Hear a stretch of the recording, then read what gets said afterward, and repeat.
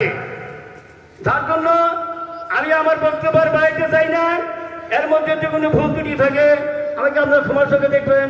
এই বলে আমার সংক্ষিপ্ত বক্তব্য আমি শেষ করছি। আসসালামু আলাইকুম ওয়া রাহমাতুল্লাহ।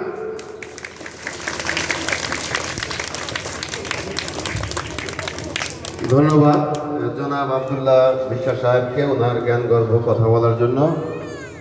তো এই পর্যায়ে বক্তব্য রাখবে অত্র বিদ্যালয়ের অভিভাবক কমিটির সদস্য মাওলানা মোহাম্মদ ওয়াজেদ আলী ব্যাপারী। ওনাকে ওনার মূল্যবান বক্তব্য দেওয়ার জন্য অনুরোধ জানাচ্ছি। সবাইকে জোরে করো তালে।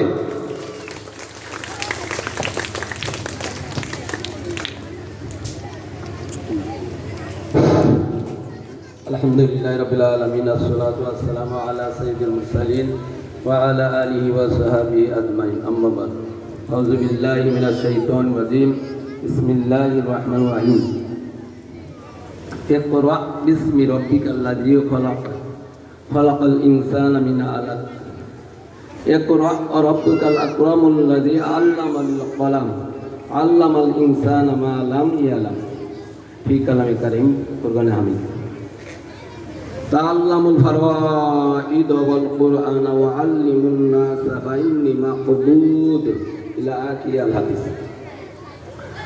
অধ্যকার আজকে আব্দুর রাজ্জাক মেমোরিয়াল স্কুলের বার্ষিক ফলাফল 2022। অধ্যকার এই মাহফিলে উপস্থিত আছেন অধ্যকার